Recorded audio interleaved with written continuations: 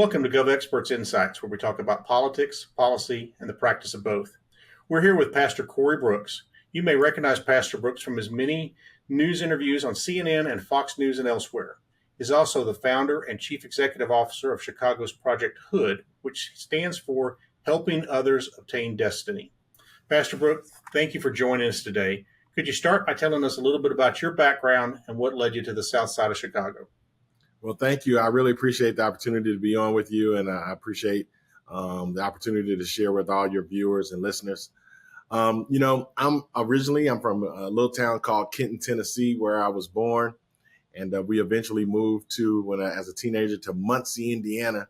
At that time, they used to call it Middletown, USA, but Muncie, Indiana is where I grew up, and I went to high school and undergraduate at Ball State University. After that, I went to University of Florida Law School for a year, and then transferred to Dallas Seminary. From there, I went to pastor my first church at 22 years old in Richmond, Indiana. And I stayed there for 4 years before moving to Chicago. And once I arrived in Chicago at a church called West Point Baptist Church, very traditional Baptist church on the south side, I stayed there for 4 years, and I decided, you know what? I want to do something different. I want to do something a little bit more contemporary, a little bit more creative. And so we decided to start a church called New Beginnings Church of Chicago. And we decided to go to the toughest, roughest neighborhood in Chicago, which is where we're located now. Not just our church, but that's also where Project H.O.O.D is located. And that's where we presently serve. It's called O Block, named after a young man named O.D. Perry, who was shot and killed. And the gangs picked up the O in his name and started calling it O Block. And we decided we're going to keep the O and we call it Opportunity Block. So we're at 66 and King Drive on the south side of Chicago. Wow, that is a great transition. Glad you had some Texas there in your background too and things, but you've been all over and everything. Yes, sir. Texas was a great experience. I love Texas, and hopefully, maybe one day I'll get to retire and make my home in either Dallas or Houston. But I love Texas. Well, you're welcome down here and back anytime, I think. Now, before we get too deep into the conversation about your work in Chicago, I just wanted to take a minute and reflect on the events this past weekend and the attempted assassination of our former president, Donald Trump. Can you tell me kind of where you were and what were your thoughts as you watched those events transpire? Absolutely. We were driving from Indiana. I spoke in Indiana, and we were on our way back to Chicago, and I started getting all kinds of text messages and phone calls of everyone telling me what had happened. And I was in total shock. And really, once I saw the video, I could not believe that in this day and time that someone would attempt such a ruthless, demonic thing to attempt to kill the former president of the United States. I thought how horrible it was and is, and where our country is at this point in time, that we're so divided that now we're using violence to answer the questions that we continue to throw at one another. And it just shows you how far we are from coming together as a nation. You know, we see violence every single day here on the south side of Chicago. And now to see that acted out right before us on TV to a national audience, it's horrendous. And it's just something that you would not expect from American citizens. How do you think we got to this point? I think there's been a lot of divide. There's been a lot of tough talk and a lot of Twitter beefs, a lot of communication going back and forth. And I think that sometimes we've lost the ability to have clear and conscious debate. There used to be a time in America where individuals could have a debate with one another, and regardless if you're on the left and the right, things were still civil and things were still respectful. But I think now we've moved so far away from that now everything becomes a tool to drive us further and further apart. And I think that only hinders us as a country, as a nation, and it only makes us really look really bad from a global perspective.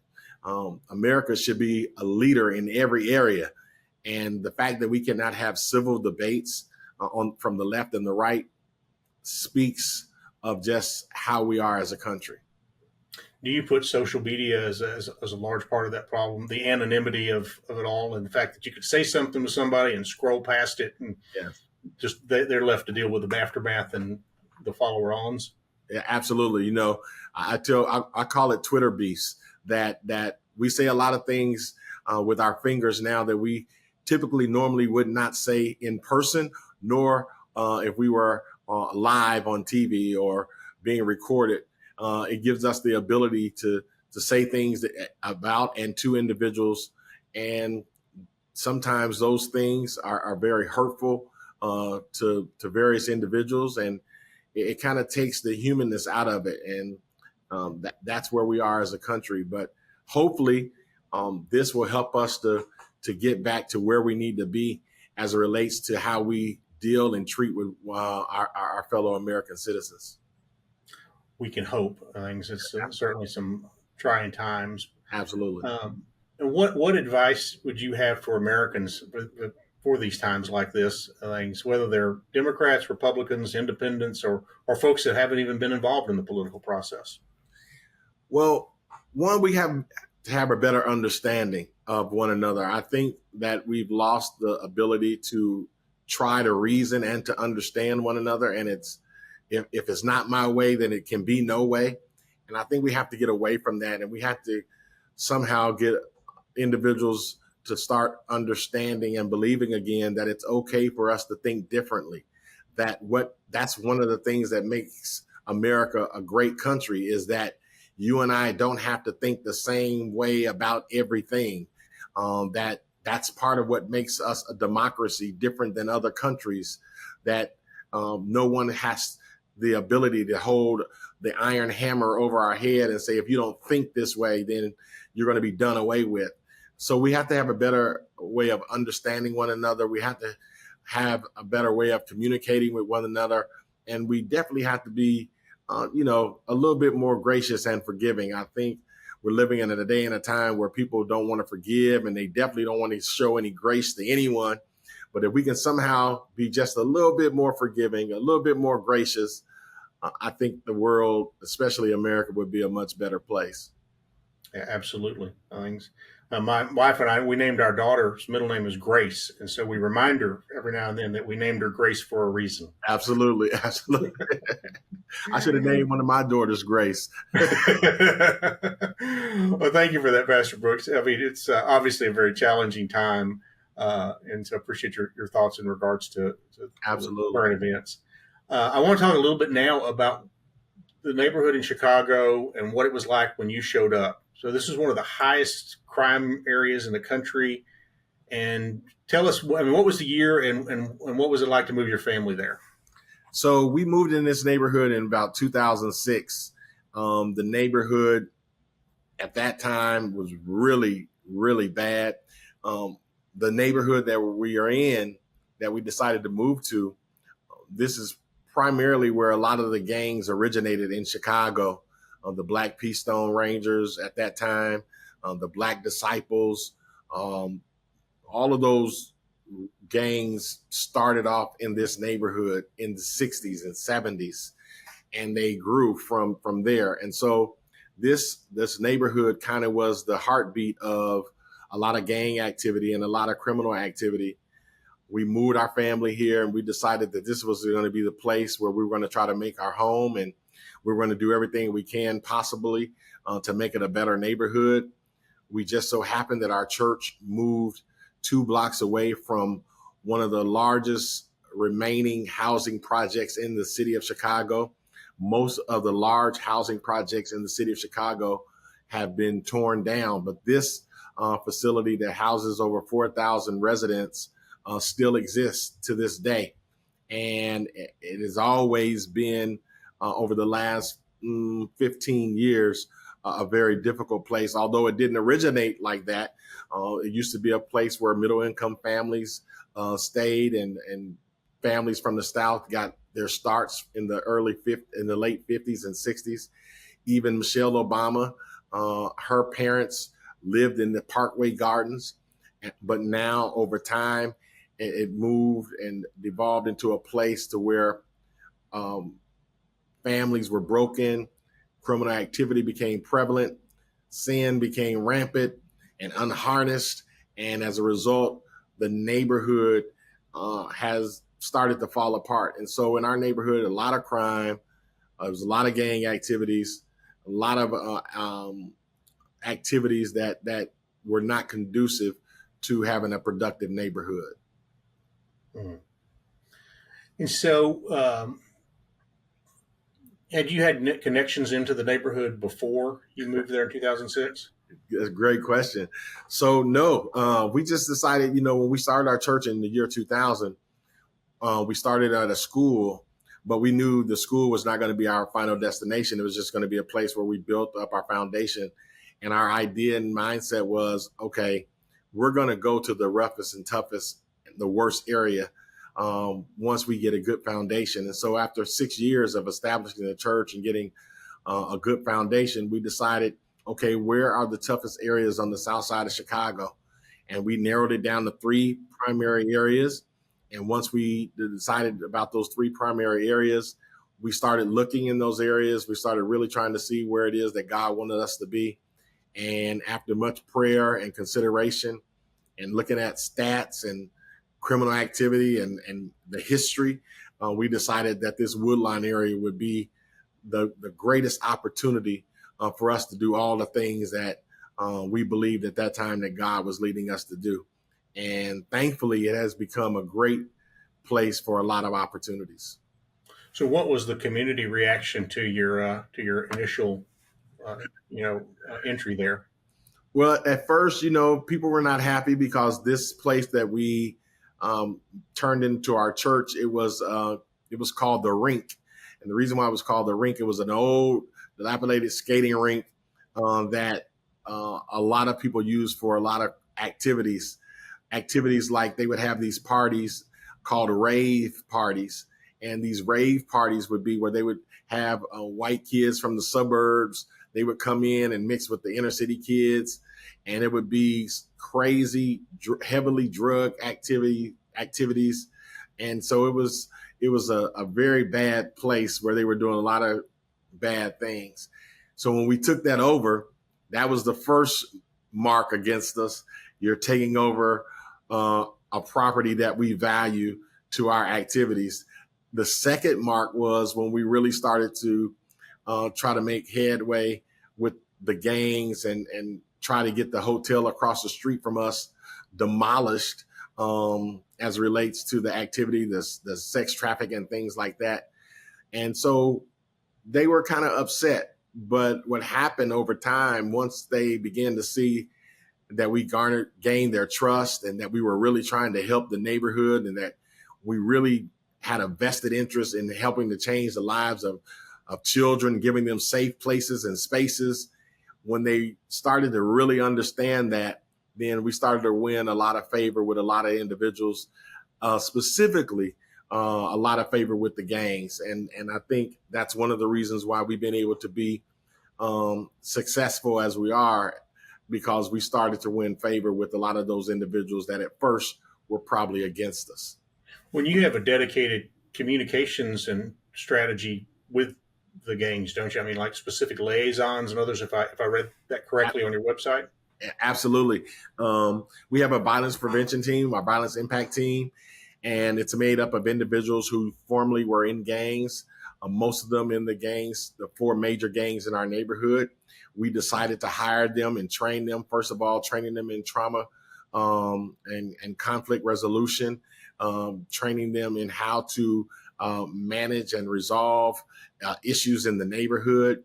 And we hired them full time, and we started to use them to help us to recruit individuals from their territories, their neighborhoods, into our programs, whether it's the construction programs or counseling programs or entrepreneurial programs, even recruiting their kids to our summer program. So yeah, we have a good way to communicate with those individuals to move them toward the American dream, as we say, and owning a rightful place in society and getting them from the fringes of society. Yeah, that's incredible. Yeah. And so now this is the church when you moved there in 2006. When did you start Project Hood, and what were your goals, and what were you hoping to get out of that? So we started Project Hood in November of 2011. As a result, there was a hotel across the street from our church, a lot of sex trafficking, a lot of drugs, a lot of illicit activities. And I decided to grow up on the roof of that motel to bring attention and awareness to the violence in Chicago, but also to raise enough funds to purchase the building so we could tear it down and eventually start trying to hopefully build a community center. So while I was on the roof of that motel from November the 20th of 2011 to February 24th of 2012, we came up with, we need to start a non-for-profit that was an outreach arm of our church, a missions arm of our church. And we came up with Project Hood. Hood stands for Helping Others Obtain Destiny. And we said at that time, we're going to start focusing on 4 areas. We've now, since that time, added a 5th component. So we started focusing on education, economic, social, and spiritual ills, all the things that were driving a lot of the violence and a lot of the poverty in our community. And we started trying to put programs underneath those pillars to help change the trajectory of our neighborhood. So that's how Project Hood was started. And since that time, we've added health and wellness to handle some of the health disparities that we see on the South Side. So now, when you say you went to the rooftop things there on that, tell me a little bit more about that and how long and how did that transpire? So in 2011, this motel across the street from our church, it was really heavy at allowing gangs to use it. They were doing a lot of drug sales. There was a lot of prostitution right in across the street where that motel was. It was called the Stroll. The reason why it was called the Stroll was because you would oftentimes see various individuals who would be prostituting themselves, be it men or women. And it was just a real bad eyesore. It was a really bad place where a lot of ugly things were going on. And this is right across from your church. Right across the street from our church. And we just decided, hey, we need to do something about this and we need to fight back. And so we decided, we're going to fight back. So we started protesting the motel. We started going out there on Fridays and Saturday nights, witnessing the individuals who would normally not have anything to do with the church. We really tried to reach them and change their lives. And ultimately, I decided, you know what, it needs some extreme measures. So I went up on the roof of that motel. I snuck up on the roof of that motel and I just said, I am not going to come down. And I just refused to come down. And so it took us 94 days to make enough awareness and to come up with enough money to purchase the motel. And that's exactly what we did. So 94 days, and you've got a fundraising campaign going on during this time, media attention things, and wow, yeah, that is an incredible way to launch and make an impact. Absolutely, it was Project Hood was birthed in the midst of a lot of chaos, and from chaos sometimes comes some great things, and so we were able to make this our missions arm, and our church got behind it, and we just started really trying to put things in place that we really do believe will help to change the neighborhood. And so Project Hood has been a tremendous blessing and a leader out in the forefront of how to create a model to change violence and poverty in a neighborhood and help people to achieve the American dream. Well, and it sounds like too that you had a very cohesive church that very supportive. And choosing to go where you did into the roughest, toughest area, and choosing some of these things. I mean, what a remarkable group of folks that you're associated with. Absolutely. I couldn't ask. I was telling our church the other day, some of our leaders, how appreciative I am of the fact that I pastor one of the most generous and compassionate churches in the country. And I told them we may not have a lot of money, but we give our time, our treasures, and our talents in a way that I believe is sacrificial. And as a result of that, we've been able to help a lot of people. And as a pastor, I really appreciate that even though God placed me in the hood, that we have a lot of members who are not hood. And what I mean by that is the hood is not in them.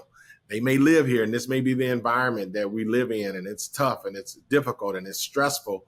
But we have a group of individuals who are definitely trying to be the salt of the earth and the light of the world. And I couldn't ask for anything more as a pastor to be so privileged to pastor a church like the one that we have. Yeah, absolutely. So y'all were able to purchase the hotel, tear it down, and now you're in the middle of a massive undertaking and building a new community center. Is it on? And it's on that same location, correct? Absolutely. So on the same location, we were coming up on the 10th year anniversary in 2022, and our chief of staff, Brian, who grew up in the church, who's a lawyer, and my son, Desmond, who grew up here as well, or who both helped to lead Project Hood, they came to me and they were like, hey, you know, you've been having this vision about building this center for the last 10 years, and we don't want to be like others who say they're going to build things and promise things to the community and they never get it done. You need to do something. You need to either build this center or change the vision. So I told him, let me pray about it and think about what we can do. So we decided to do something about it. And we didn't have any money to build this center. So I decided that if it worked the first time, it'll work a second time. So we put 8 train containers together. We stacked them. We put a roof on top of the 8 train containers and decided that we're going to, on the 10th year anniversary, November the 20th of 2021, excuse me, go up on the roof and do it all over again. And I thought, you know, people would say, hey, it's this crazy black preacher back on the roof on the south side of Chicago. And after about a week, everybody from around the country would assist us and we'd have all the money we needed to build this center. But it didn't happen like that. It actually took 343 days. It also took the Fox network allowing us to have these things called Rooftop Revelations, where they allowed me to talk about the issues on the country from an urban perspective. And after 343 days and many Rooftop Revelation stories on Fox, we were able to garner over 20,000 new donors. We were able to raise over $20 million. And we started to be able to break ground and build this community center. So the community center is now being built. It's a $43 million facility. It's going to be state of the arts, and not just state of the arts, but it's going to be a model for what can be done in urban areas that are trying to make sure that they change the lives of people without the dependence upon government. And so it's a fantastic place with fantastic programs and fantastic people who are going to be working in it to help change the lives of individuals. So you had folks that rallied to you on when you're on the rooftop on both times. Did you have any critics out there? Any skeptics?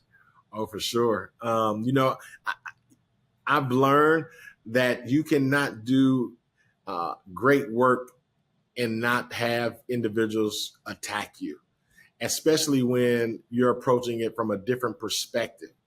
The work that I do, I learned to approach it in a different perspective, in a different way. And as a result of that, it's brought on some attacks.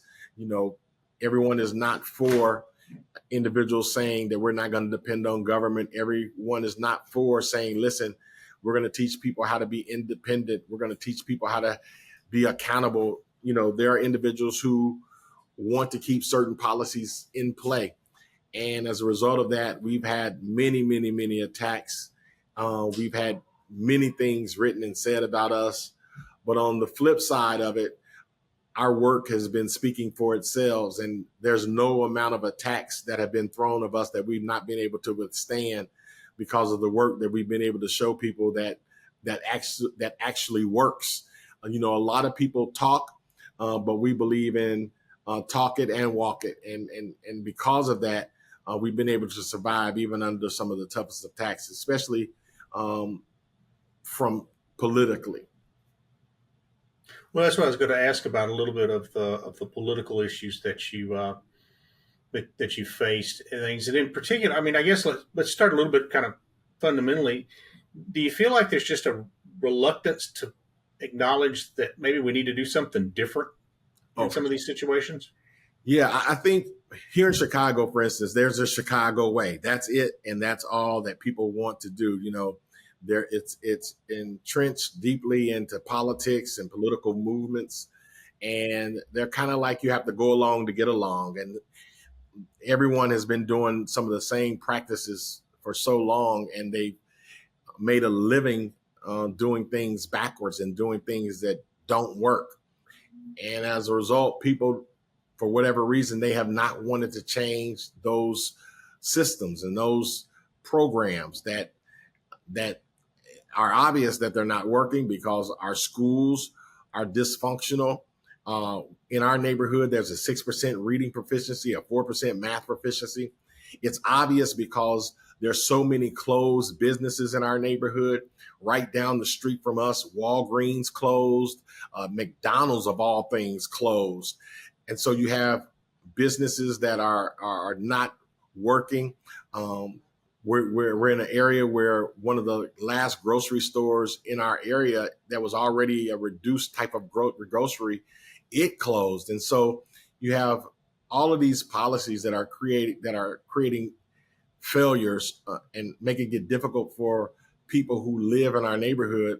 And at the same time, those individuals are profiting from the violence, profiting from these failing schools, profiting from this failing system. And now you have someone to come along and say, listen, we're going to do something different. We're going to do something radical. And it's going to be from a conservative perspective or a conservative viewpoint. Everyone in Chicago definitely does not want that to happen. And what's been the reaction from the community? Our community loves and appreciates the work of Project H.O.O.D. You can go anywhere in our neighborhood, and our non-for-profit is highly respected because we help so many people. And like I said, the work that we do, it kind of speaks for ourselves. And the fact that we help so many people, it's been able to help us to combat a lot of the rhetoric that is said as it relates to my political views, a lot of the rhetoric that is spewed out as it relates to the direction and the philosophy and mindset that we try to use in helping the people. But from a community perspective, we are beloved. And that's been one of the things that has really sustained us in the face of attacks and people saying things that are just unwarranted. Sure. And the rooftop revelations that you talked about earlier, were those Chicago specific, or were those examples from around the country? Yeah, some of them were Chicago specific, but they were also issues that we talked about from that impact the country. You know, we talk about issues like DEI. We talk about the woke philosophy. We talk about education, school choice, so many issues that impact Americans across the country, not just those issues that impact us, like the violence here in Chicago. So we talk about a variety of issues, and we try to just put a different spin on them from an urban perspective and from a Black conservative perspective as well. And the types of services y'all are offering there at Project H.O.O.D, you got social services, you got health and nutrition, you said wellness things. Yeah. Give me kind of an overview of what all is available right now. Oh, I'd love to. So we offer counseling, trauma counseling. We offer violence prevention, conflict, where we do conflict resolution and mediation with different groups and individuals who are finding themselves participating in violent acts. We're really big with entrepreneurship and financial literacy. We presently have a bank in our facility, and the bank is going to be in the new facility. And we're really excited about that. Teaching people about home ownership and moving them from being just renters to owners.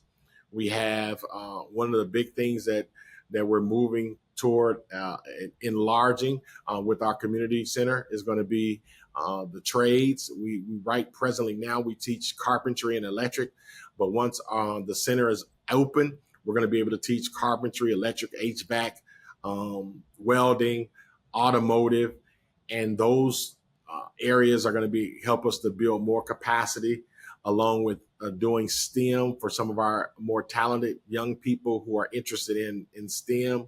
We want to also offer those things. And then we're offering some things that normally kids in our neighborhood and young people in our neighborhood would not have the opportunity, like a golf simulation room where we're going to be teaching young people how to golf. And we're really thankful for that because they're redoing the public golf way that is close to us. So it's going to give young people a chance to learn how to golf so they can be caddies and earn some summer money to take care of themselves, to introduce them to network with people that they normally wouldn't be able to network with. We have a 350 seat state-of-the-art theater where people are going to learn how to do all of the arts, not just being in front of the camera or on the stage, but learning all the things that it takes to create art out behind the camera and behind the stage. We have an Olympic-sized swimming pool, 2 basketball courts. We're partnering now with the Floyd Mayweather training facility where we're going to have a boxing gym and a health and training center. So it's a 90,000 square feet of transformation. That's incredible. And I assume 24 hours and everything, there's something always going on there, I would imagine. Something's going to always be going on. You know, I'm in a fight with my son and our chief of staff. I want to make it 24 hours, but they're fighting me that, hey, we need at least probably close down at 10, but I think I at least get it to go till 12. Well, I'm not going to get involved in that. I know enough about conflict resolution not to get involved. Absolutely.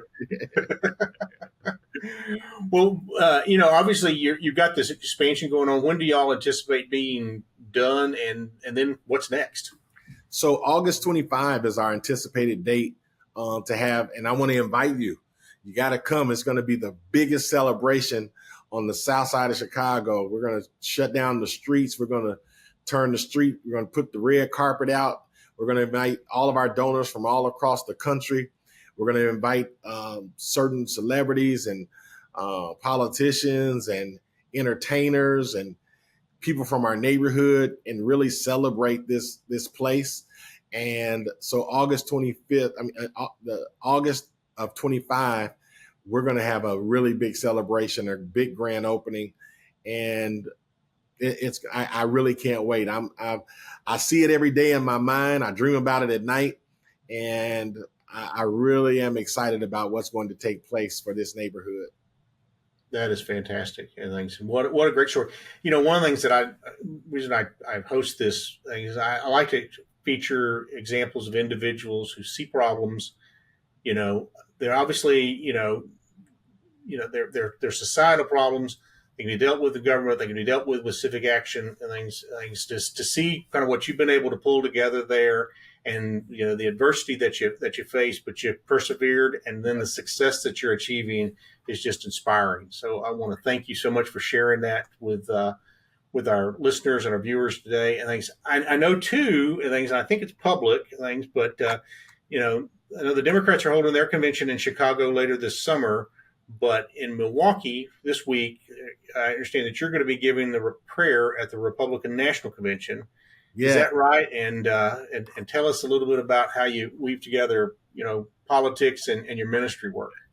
Yeah, I'm really excited. The fact that I get to be on the RNC platform, and on Tuesday night I get to close out everything and pray for the rest of the convention is really an exciting thing. And so I'm so grateful and thankful to have the platform.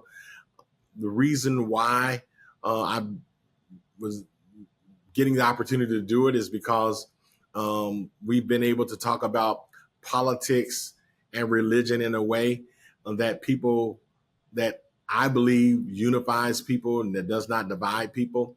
And because of that, we've been able to garner the attention of a lot of individuals that would typically not pay attention to this neighborhood other than the violence that goes on. And so we've been able to bring some positive attention to the neighborhood And as a result of the rooftop revelations and a lot of our donors who continue to support, who, by the way, are a lot of conservatives, and it's given me a great platform and a great opportunity, and I'm thankful for it.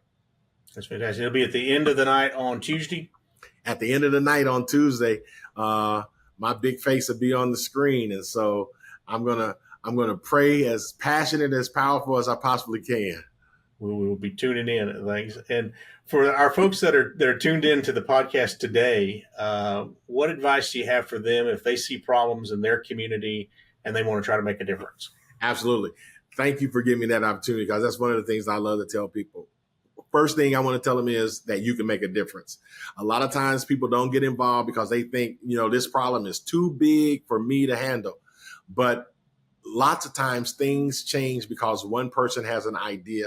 And I really do believe that when people make the initiative and when people make the steps forward to bring about positive change and solutions, that God somehow sends the resources and the individuals and the people to help you to get the job done. Listen, what I've been able to accomplish is not because I'm so smart and because I'm so intelligent. It's only been because I took a step, I made an initiative, and then God supported that with people and with resources, with passion, and we're able to accomplish so much. So I want to tell those individuals who are listening to the podcast, you can make a difference. Never think for one moment that you're not capable or competent enough. You're just the person that God wants to use to bring change into the world and make things better for somebody. That is great advice, and great advice for us to end on. You said the project is, your expansion is going to be August 2025? Yes. They can go to projecthood.org, and keep track and find out all the wonderful things that we're doing and how they can support our efforts. I'm going to add it to my calendar now, and I'm going to look forward to it. I want to thank you for being our guest today. We've had Pastor Corey Brooks with Project H.O.O.D in Chicago. If you're interested in hearing more from Pastor Brooks, it will be posting follow-up links for you to log on. You could also, as we talked about, you can see him on Tuesday of this week delivering the closing prayer at the Republican National Convention. Yeah. And for those of you who joined us, thank you for tuning in, and we hope that you found this discussion to be informative and beneficial. GovExperts exists to help facilitate substantive, serious discussions between and about the public and private sectors. If you like this episode, and we would appreciate you sharing online and following GovExperts on LinkedIn, Facebook, and our other social media pages posted below. Thanks, and have a great day. Thanks for joining this edition of GovExperts Insights. We invite you to follow this and other episodes at govexperts.com or on LinkedIn, Facebook, YouTube, and our other social media channels.